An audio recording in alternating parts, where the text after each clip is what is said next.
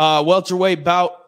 Stephen Thompson coming in at -180 against Michel Pereira, coming in at +150. Over under 2.5 rounds, -210 for the over, +170 for the under. Stephen Wonderboy Thompson, 40 years of age for him as well. Pereira, 29 years old, 5-0 in his last 5, undefeated in the UFC. And Stephen Thompson getting a win in his last time out against Kevin Holland. That one was fun to go back and watch because I believe you were there for that one. That was quite the fight. And Stephen Thompson coming in here off a win, but you got to take into account Kevin Holland broke his hand after the first round. And if you look at the first round, round 1 was the only round that Kevin Holland won. After that, Stephen Thompson just kind of took over and won the next 3 rounds and then the doctor stoppage. So if he doesn't break his hand, how does that fight play out? I'm not sure. But either way, it looked like a vintage Stephen Thompson type fight.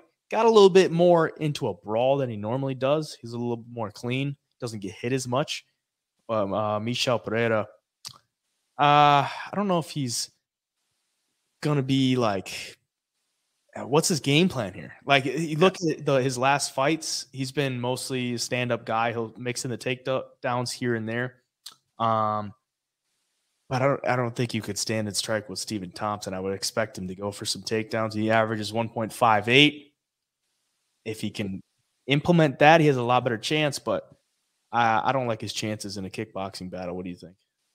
Yeah, it's interesting because Michel Pereira, you look at his last, what's he on, a 5-fight win streak? His last 4 wins don't really age that well. I mean, you got Santiago Ponzinibbio, who just got knocked out by Kevin Holland. You got Andre Fiallo, 2-fight knockout losing streak. Yeah. Nico Price, who just got knocked out by Robbie Lawler, and Chaos Williams, who arguably lost to that UFC debuter in his last fight after he was like a minus, 200-300 favorite. 300. So none of them really aged that well. And now you got to go in there against Stephen Wonderboy Thompson, who's coming off of a, besides that first round and the handbrake, a phenomenal performance against Kevin Holland, who's super long and dangerous. And then you lost to Bilal Muhammad and Gilbert Burns. Those losses don't age bad in the least bit because those are 2 of the very top guys in the division. And then you beat Jeff Neal and outstruck him 171-85 in that fight. And we've seen Jeff Neal look pretty damn good against Vicente Luque and then hung with Shavkat Rakhmonov. So his last few fights are aging a lot better than Michel Pereira's. But again, there's that age factor. Stephen Wonderboy Thompson's 40. Michel Pereira looks like he's 40, but the dude's only 30 years old.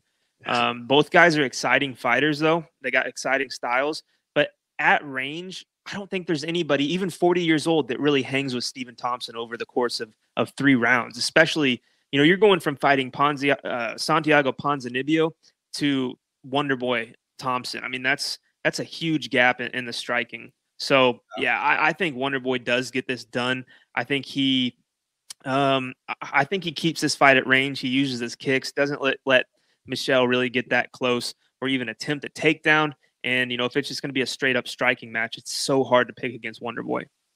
Yeah, Pereira's been a pro since he was 18 years old. So he's been at it for a long time. This will be his 40th fight. So he's got a lot of experience for a 29-year-old.